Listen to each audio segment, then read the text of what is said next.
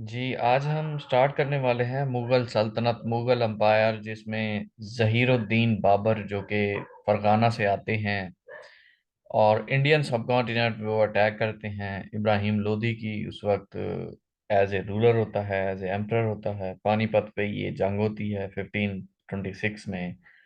उसको हराने के बाद जो बाबर है वो मुगल अंपायर की बुनियाद रखता है। तो आज हम बाबर के बारे में टोटल डिटेल करेंगे। इसके अलावा इसका बेटा हुमायूं आया था, उसके बारे में। फिर सूरी डायनेस्टी चली थी, शेरशाह सूरी 15 ईयर्स के लिए सूरी डायनेस्टी थी, और उसको भी आज हम डिस्कस करेंगे। इसके बाद इंग्लिश पोर्शन करेंगे। सो स्टार्ट करते हैं। देखें, इंडियन सब कॉन्टिनेंट में जो मुगल अंपायर आए थे, बेसिकली जो बहुत बड़े रूलर समझे जाते हैं या जिन्होंने हुकूमत की बहुत शानदार तरीके से, मेन वो सिक्स थे, जिसमें जहीरुद्दीन बाबर थे, हुमायूं थे, अकबर था, जहांगीर था, शाहजहां था और औरंगजेब आलमगीर था। अब जहीरुद्दीन बाबर, जिसने मुगल अंपायर की बुनियाद रखी थी 1526 से लेकर 1530 तक, वो यहाँ पे एज ए रूलर उसने काम किया। 1530 में उसकी डेथ हो गई थी। फिर उसका बेटा आया, उसने रूल किया 1530 से 1540, 10 साल के लिए। फिर 1540 में अटैक कर देता है शेर शाह सूरी, जो कि बहुत बहादुर इंसान होता है, और वो हुमायूं को शिकस्त दे देता है। हुमायूं यहाँ से दरबदर हो जाता है, अपनी जान बचाकर यहाँ से भाग जाता है। फिर 1555 में हुमायूं अटैक करता है सूरी डायनेस्टी के रूलर पे, और ये जंग हुमायूं जीत जाता है। फिर 1555 से लेकर 1556 तक जस्ट 1 साल के लिए वो जिंदा रहता है। फिर वो लाइब्रेरी उसने बनाई होती है, वहां से उतरते हुए, वो सीढ़ियों से उतरते हुए उसका पाँव फिसल जाता है और वो गिरकर उसकी डेथ हो जाती है। उसका बेटा फिर आता है अकबर, जो कि बिल्कुल यंग होता है, और 1556 में फिर अपने बाप के बाद वो रूल करता है। बैराम बैराम खान उस वक्त होता है, वो भी इसका साथ देता है शुरू शुरू में, क्योंकि ये बहुत ही छोटा होता है, 13 साल का होता है। सो 1556 से लेकर 1605 तक एम्पर अकबर रहता है। फिर उसके बाद जहांगीर आता है 1605 से लेकर 1627 तक। फिर उसका बेटा शाहजहां आता है 1627 से लेकर 1658 तक। फिर शाहजहां का बेटा औरंगजेब आलमगीर आता है 1658 से 1707 तक। सो हम इन सिक्स रूलर्स के बारे में टोटल डिटेल करेंगे कि कैसे कैसे इन्होंने रूल किया, कैसे कैसे इनकी पॉलिसीज थी, क्या क्या अचीवमेंट की, क्या क्या इन्होंने कंस्ट्रक्शन की, एडमिनिस्ट्रेशन कैसे थी, आर्मी कैसे थी, कौन कौन सी चीजें बनाई, फोर्ट कहाँ पे बनाई, पैदा कब हुए थे, डेथ कब हुई। और ये सारी चीजें क्योंकि एग्जामिनेशन पॉइंट ऑफ व्यू से काफी इंपॉर्टेंट हैं, सो इनको हम डिटेल से करेंगे। मुगल अंपायर का ओवरव्यू अब ले लेते हैं। देखिए, मुगल अंपायर का टोटल जो पीरियड कंसीडर किया जाता है 1526 से 1857 तक था। 1857 में जंग आज़ादी होती है, जिसमें ब्रिटिशर्स जीत जाते हैं और मुगल अंपायर यहाँ पे टोटली एंड हो जाती है। जो मुगल अंपायर में लैंग्वेज इस्तेमाल होती है वो पर्शियन होती है, as a official language Persian होती है, फारसी। और जबान उर्दू मोहल्ला भी काफ़ी हद तक इस्तेमाल की जाती है। ये जो रूलिंग क्लास थी उनमें जबान उर्दू मोहल्ला, उर्दू जबान का इस्तेमाल किया जाता है। बाद में इसे इसे ऑफिशियल स्टेटस भी मिलता है उर्दू मोहल्ला को। और जो रिलीजियस सेरेमनीज होती हैं उनमें अरबिक लैंग्वेज का इस्तेमाल किया जाता है, और चुगताई लैंग्वेज जो कि तुर्किश लैंग्वेज है वो भी इस्तेमाल की जाती है। अब इनका जो रिलीजन था, बेसिकली सुन्नी इस्लाम था, सुन्नी मुसलमान थे, हनफिया से ताल्लुक़ रखते थे। और बीच में जब अकबर का दौर आया तो इन्होंने दीन इलाही का मजहब भी बनाया था 1582 में, जो कि 1605 तक रहा था। अब कैपिटल भी इंडियन सब कॉन्टिनेंट के चेंज हुए हैं। बेसिकली 1526 से 1540 तक आगरा रहा, 55 से 71 तक भी आगरा, 1598 से 1648 तक भी आगरा। सो आप ये देखिए कि आगरा कैपिटल रहा है, फतेहपुर सीकरी रहा है, लाहौर रहा है, डेट आपके सामने है, और शाहजहानाबाद है और दिल्ली है। ये कैपिटल रह चुके हैं इंडियन सब कॉन्टिनेंट में जब मुगल अंपायर रूल कर रहे थे। अब बाबर जो है, जहीरुद्दीन बाबर, जो कि मुगल अंपायर की बुनियाद रखते हैं, इसलिए जहीरुद्दीन बाबर को मुगल अंपायर का फाउंडर भी कहा जाता है। और इसके जो आबाओ अजदाद बाप से जो मिलते थे, बाप से जो बाप की नस्ल से जो थे, वो अमीर तैमूर से ताल्लुक रखता था, और मदर साइड पे ये चंगेज खान से भी मिलता था। अब दोनों बहुत बड़े रूलर थे। अमीर तैमूर भी बहुत बहादुर था, चंगेज खान भी बहुत ज्यादा जंगें जीत चुका था। सो बाप की साइड भी स्ट्रांग थी, मदर साइड भी स्ट्रांग थी, इस वजह से ये भी बहुत बड़ा रूलर था। इसका जो असल नाम था वो जहीरुद्दीन मोहम्मद था। फिर बाद में जहीरुद्दीन मोहम्मद बाबर इसने अडॉप्ट किया। और 1494 में जब इसकी एज 11 साल थी, उस वक्त ये फरगाना का रूलर बना। क्योंकि इसके बाप की डेथ हो गई थी, जिसका नाम उमर शेख मिर्जा था, वो जो कि तुर्किस्तान में एज ए रूलर काम कर रहा था। तो उसके बाद ये 11 साल की उम्र में एज ए एम्पर के तौर पे, एज ए रूलर के तौर पे ये उभर कर सामने आया फरगाना में, जो कि तुर्किस्तान है, आजकल उज्बेकिस्तान में शामिल है। दौलत खान जो कि बहुत पावरफुल रूलर होता है, जब इब्राहिम लोधी रूल कर रहा होता है, लोधी डायनेस्टी चल रही होती है, वो इब्राहिम लोधी से नाखुश होता है। अब आपको ये बता रहा हूँ कि ये आता कैसे है, पहले भी हमने डिस्कस किया है। दौलत खान जो कि बहुत पावरफुल रूलर होता है पंजाब का, जो कि इब्राहिम लोदी से नाखुश होता है, वो इनवाइट करता है बाबर को कि आप यहाँ पे इन्वेड करें इंडिया में, और जैसे ही इसको हरा कर लूट कर आप यहाँ से चले जाएंगे। दौलत खान का ये इरादा होता है कि वो एज ए एम्परर के तौर पर सामने आएगा, एज ए रूलर के तौर पे, और इंडियन सब कॉन्टिनेंट को रूल करेगा। अब राणा सांगा भी दो जंगें लड़ चुका होता है इब्राहिम लोदी से। वो भी यही चाहता है कि जहीरुद्दीन बाबर आए, और इनकी पॉलिसीज तो यही होती हैं कि लूट कर चले जाते हैं, फिर हम खुद ही यहाँ पे आके रूल करेंगे। सो बाबर इनके इनविटेशन पे आ जाता है। इन लोगों ने हेल्प भी की बाबर की, उसे बताया कि शिकस्त कैसे दी जाती है, और वो खुद भी बहुत ही एक्सपर्ट इंसान था। सो पानीपत के मकाम पर इकट्ठे होते हैं 1526 में, जिसमें इब्राहिम लोधी को शिकस्त होती है, और जहीरुद्दीन बाबर जीत जाता है, और ये दिल्ली सल्तनत पे भी कब्जा कर लेता है अपने बहुत ही वास्ट, बहुत जहीन पॉलिसीज की वजह से। इसके इसके साथ जो आर्मी होती है वो बहुत स्ट्रांग होती है। इसके अलावा ये तोपों का भी इस्तेमाल करता है पहली दफा। इस वजह से ये इस जंग को जीतने में कामयाब हो जाता है, दिल्ली पे कब्जा कर लेता है, और फिर मुगल अंपायर की बुनियाद रखता है। अब इसी जंग ने, जो कि फर्स्ट बैटल ऑफ पानीपत थी, इसने मुगल डोमिनियन की स्टार्ट रखी थी, स्टार्ट किया था। मुगल फाउंडेशन यहाँ से स्टार्ट हुई 1526 से। अब बाबर ने दिल्ली पे कब्जा कर लिया। इसके अलावा इसने अपने बेटे, जिसका नाम हुमायूं था, उसको कहा कि वो आगरा को भी सीज कर दे। अब ऐसा ऐसा ये अपनी हर सिटीज को अपने कब्जे में लेता चला जाता है। बाबर ने अब अपने आप को अनाउंस कर दिया कि he is the emperor of Hindustan. So इसके बाद 15 अगले साल 1527 में बैटल ऑफ खानका लड़ता है, जिसमें ये राणा सांगा को शिकस्त देता है, और वहां पे इसे टाइटल मिलता है, या अज्यूम करता है टाइटल एज ए गाजी। तो राणा सांगा ये वही है जिसने इब्राहिम लोदी के खिलाफ दो जंगें लड़ी थी।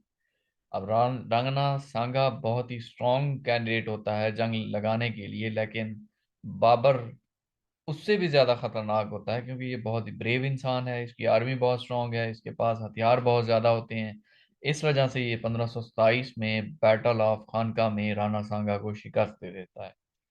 इसके अलावा अगले साल फिर ये बैटल ऑफ चंदेरी फाइट करता है 1528 में, और मदनी राय को शिकस्त देता है, जो कि राजपूताना खानदान से बिलोंग करते हैं, और वो टोटली वहां से बिखर जाते हैं। तो इस तरह ये जंगें लगाता जाता है और एरियाज को कैप्चर करता जाता है। फिर नेक्स्ट ईयर 1529 में ये बैटल ऑफ घाघरा लड़ता है, जिसमें ये सुल्तान ऑफ बंगाल, जिसका नाम नुसरत शाह होता है, सुल्तान नुसरत शाह, उसको शिकस्त देता है 1529 में, बैटल ऑफ घाघरा में। अब ये बहुत ही स्ट्रॉन्ग कैंडिडेट बनकर सामने आ चुका है, क्योंकि इसने तीन जंगें अब लड़ी हैं, एक जंग 1526 को लड़ चुका होता है। तो पूरे जो हिंदुस्तान में जो मजीद एम्परर होते हैं रियासतों के, वो इससे डर जाते हैं कि अगर हम इसके खिलाफ फाइट करेंगे तो हमारी ये रियासत जाती रहेगी और हम जीत नहीं सकेंगे। क्योंकि ये बहुत ही स्ट्रॉन्ग और पावरफुल कैंडिडेट है, इस वजह से ये अपना मकाम, अपनी रॉप रोप जो है वो बरकरार रखता है इंडियन सब कॉन्टिनेंट पे। और बाबर जो है ये इंट्रोड्यूस करता है चार बाग, मीन्स बहुत बड़े बड़े गार्डन्स लगाता है, रोशनियां क्रिएट करता है, मस्जिद बनाता है पानीपत में, और एक एरिया एस्टैब्लिश करता है या रीजन जिसका नाम संबद्ध होता है रोही खंड में। इसके अलावा बाबर लिखता है, एक बुक भी लिखता है, तो उसके बाबरी या बाबरनामा के नाम से बहुत ज्यादा मशहूर होती है। और काबुल और कंधार जो कि इंटेग्रल पार्ट ये बना देता है, मेन पार्ट होते हैं मुगल अंपायर के, क्योंकि ये काबुल और कंधार वहीं से आया होता है ना, अफगानिस्तान से, तुर्कमानिस्तान से, ताजिकिस्तान, ये वही एरियाज हैं, सेंट्रल एशियन एरियाज।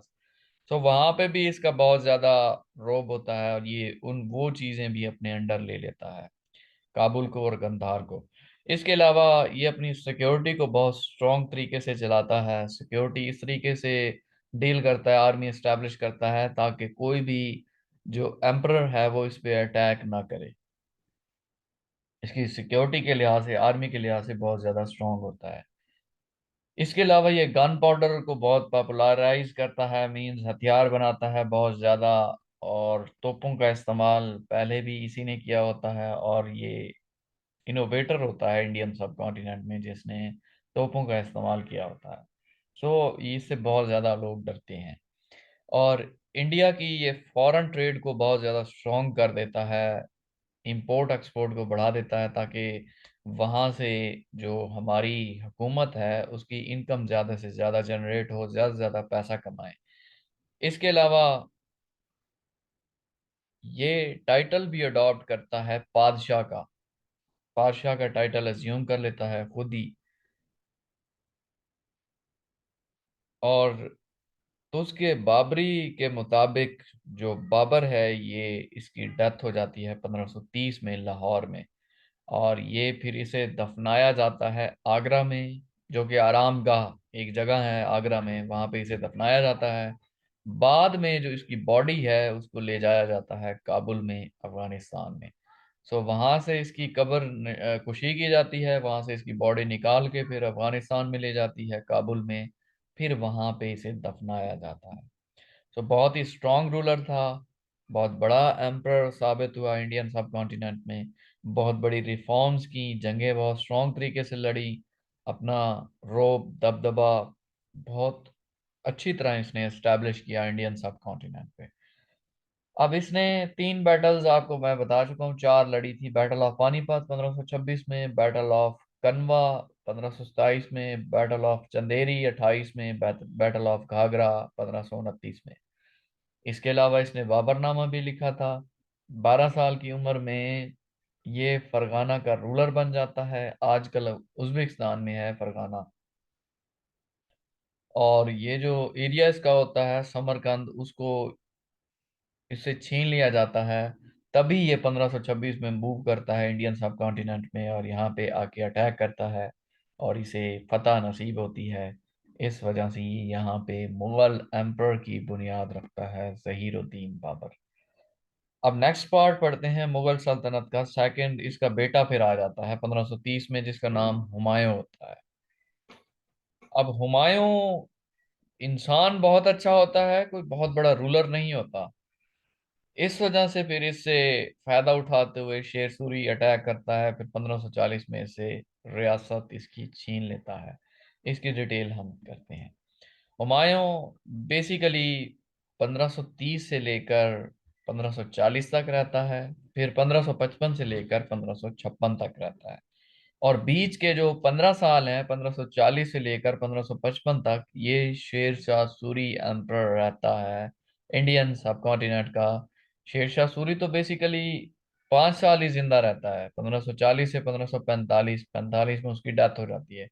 फिर उसका बेटा आता है, वो रूल करता है।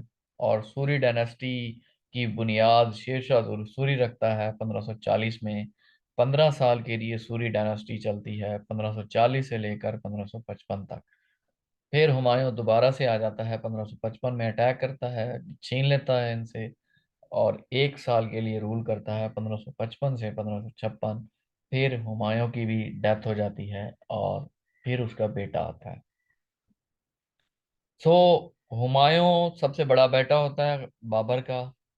इस वजह से फिर बाबर के जाने के बाद यही स्ट्रॉन्ग कैंडिडेट होता है एज ए रूलर के तौर पे। और ये अपना सेकंड कैपिटल भी बिल्ड करता है दीन पनाह में, जो कि दिल्ली के करीब होता है। ये अपना दूसरा कैपिटल एस्टेब्लिश कर लेता है। अब हुमायूं के 3 बेटे होते हैं बेसिकली, कामरान जिसका नाम है, अस्करी है, और हिंदल है। ये बाबर के तीन भाई होते हैं और हुमायूं के। और चौथा हुमायूं खुद होता है। अब इससे मिस्टेक ये होती है कि ये जितनी भी पूरी रियासत इसे अपने बाप से मिली होती है, बाबर से, ये अपने भाइयों में डिस्ट्रीब्यूट कर देता है, डिवाइड कर देता है, जो कि इसके लिए बहुत ही गलत स्टेप साबित होता है, बहुत बड़ी ब्लंडर करता है ये।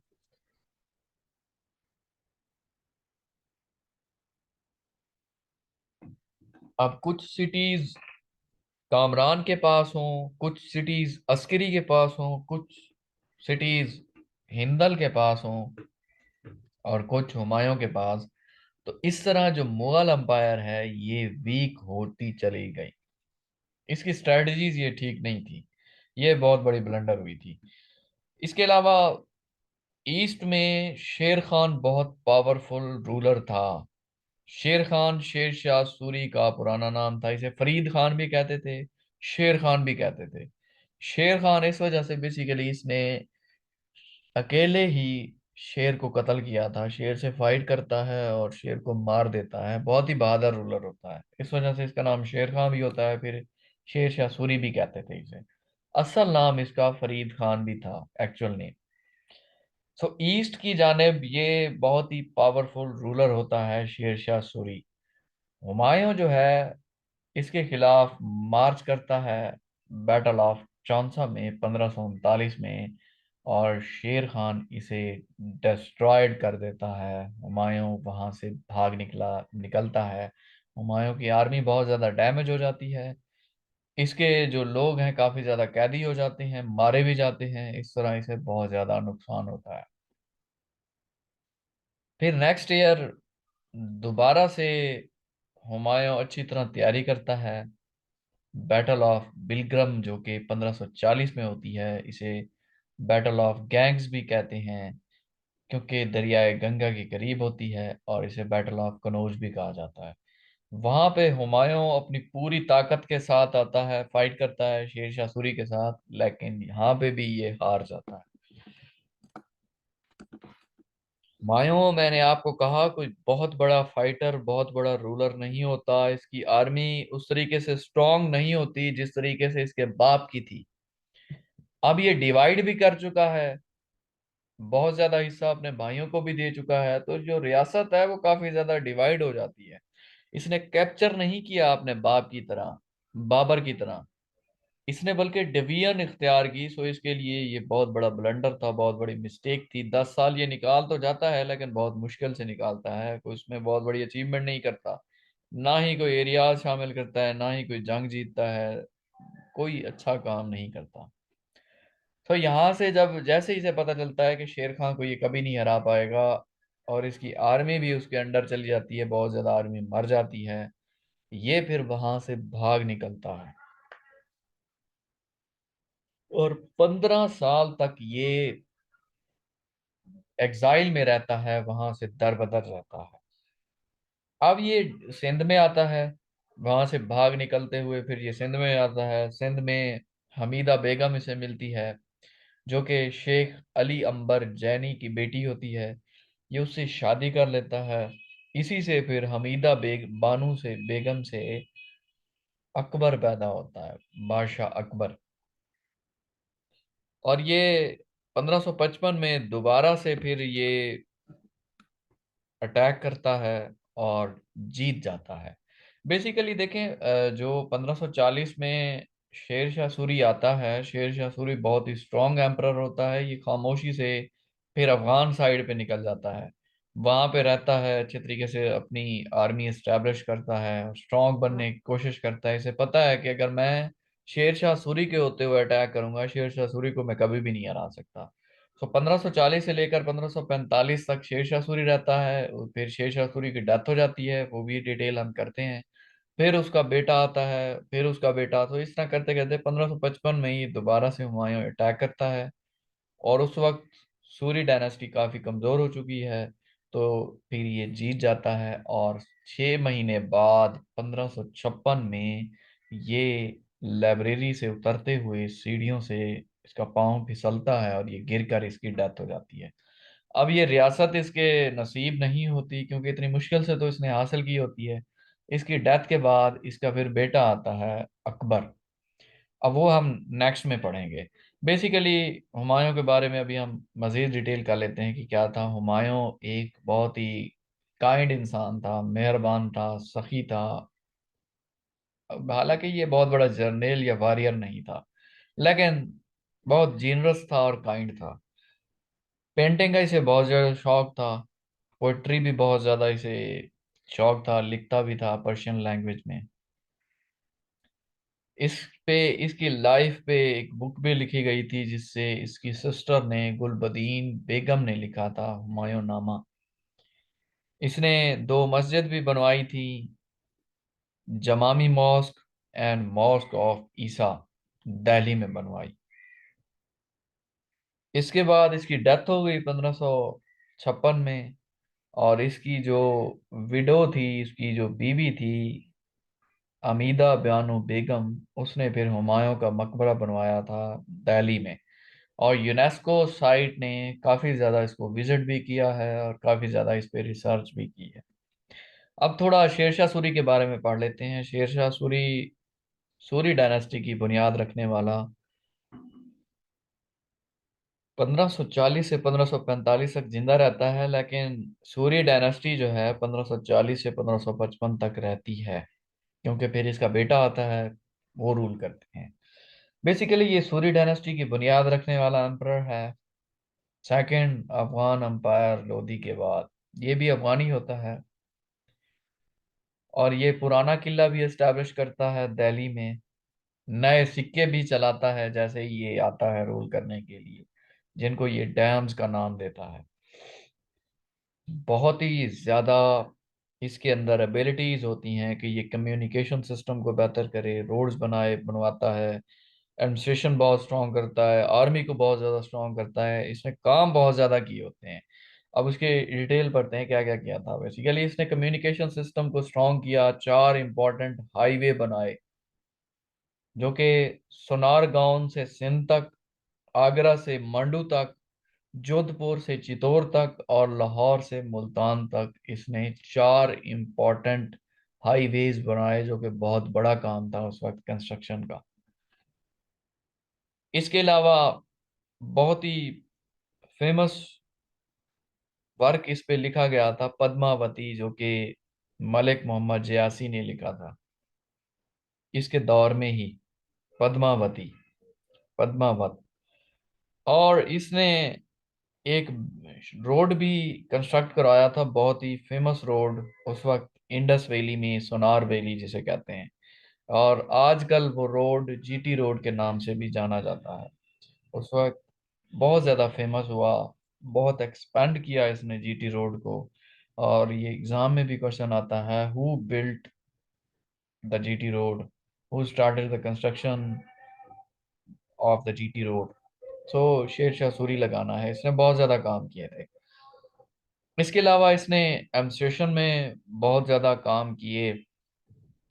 इसने इम्प ऑफिशियल भी बनाए, दी ने आरएस भी बनाए, मींस अपने आर्मी का स्ट्रक्चर, आर्मी सही तरीके से एस्टेब्लिश की, वहां पे इंचार्ज लगाए आर्मी में कि ये जर्नल है, उससे छोटा इस तरह रैंक वाइज, ताकि एक पूरा स्ट्रक्चर बने। इसके अलावा इसने दीवाने वजारत भी बनाया, वजीर वगैरह रखे जो रेवेन्यू और फाइनेंस डिपार्टमेंट को अच्छी तरीके से रन करें और हुकूमत की मुआवनत करें कि खजाना कितना है और कैसे रन हो रहा है। इसने फिर दीन रिसालत का भी डिपार्टमेंट इस्टेब्लिश किया, फॉरेन मिनिस्टर का, ताकि वो और ममालिक में जाएं और हमारे मरासिम, हमारे ताल्लुकात को बेहतर से बेहतर करें।